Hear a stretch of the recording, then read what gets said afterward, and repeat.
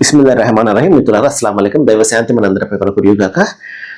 ఈ రోజున కూడా మనం ఒక ప్రవచనాన్ని తెలుసుకుందాము. మీతో 2 నిమిషాల కార్యక్రమంలో భాగంగా ప్రవక్త ముహమ్మద్ సల్లల్లాహు అలైహి వసల్లం ప్రవచనాలు 676వ ప్రవచనము. ముస్లిం దీని యొక్క గ్రంథకర్త.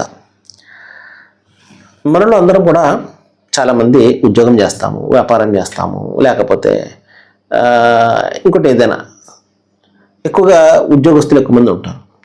దానికి సంబంధించి ప్రవక్త ముహమ్మద్ సల్లల్లాహు అలైహి వసల్లం వారు ఇక్కడ ఒక మాట చెప్తున్నారు. అదేంటంటే, ఉద్యోగం అనేది ఒక అప్పగింత లాంటిది, అమానత అనమాట. నిన్ను నమ్మి నీకు ఒక బాధ్యతను అప్పగిస్తారు వాళ్ళు. చాలా జాగ్రత్తగా నువ్వు దాన్ని నిర్వర్తించాలి. న్యాయంగా దాన్ని నువ్వు పొందడం కూడా న్యాయంగానే పొందావు. నీకు అర్హత ఉంది కాబట్టి పొందావు. దాని విధుల్ని నిర్వర్తించే వారిని తప్ప, అది అసమర్థుల్ని, విధులు సరిగ్గా నిర్వర్తించినటువంటి వాళ్ళని ప్రళయ దినాన పరాభవానికి, పశ్చాత్తాపానికి గురి చేస్తుంది. అసలు దీని అర్థం ఏంటంటే, నీకు న్యాయబద్ధంగా నువ్వు ఒక ఉద్యోగం సంపాదించుకున్నావు, నీకు అర్హత ఉంది, అన్నీ కూడా ఉన్నాయి.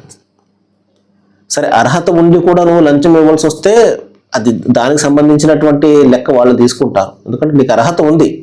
ఒకవేళ నువ్వు ఆ డబ్బులు ఇవ్వకపోతే నీ నుండి చేజారిపోయే ప్రమాదం ఉంది. బలవంతంగా, లేకపోతే నీకు ఇష్టం లేకపోయినప్పటికీ కూడా కొంతమందిని నువ్వు సాటిస్ఫై చేయడం కోసం ఇస్తున్నది వేరే సంగతి.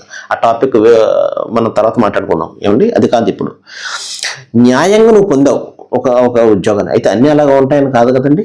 అన్ని కూడా ఏమి కూడా లేకుండా, పైరవీలు లేకపోతే ఈ విధంగా లంచాలు అవి లేకుండా కూడా ఉద్యోగాలు ఉంటాయి కదా. న్యాయంగా నువ్వు పొందావు, అలాగే చక్కగా దాని విధులు నిర్వర్తిస్తున్నావు. ఎందుకంటే నువ్వు దాన్ని అమానతగా, ఒక అప్పగింతగా భావించావు. ప్రభుత్వం తరపున నీకు ఒక అప్పగింత, లేకపోతే ఒక బాస్ తరపున నీకు ఒక అప్పగింత భావించావు. చాలా చక్కగా నిర్వర్తిస్తున్నావు.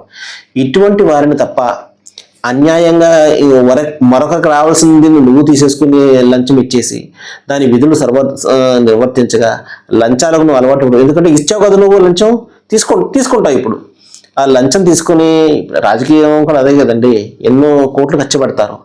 ఆ కోట్లు ఖర్చు పెట్టింది సంపాదించుకోవడానికి కమిషన్లని, అదని ఇదని, ఇవన్నీ కూడా సెటిల్మెంట్లు, ఇవన్నీ కూడా జరుగుతూ ఉంటాయి. ఇక పాలన ఏంటి, ఎక్కడుంది?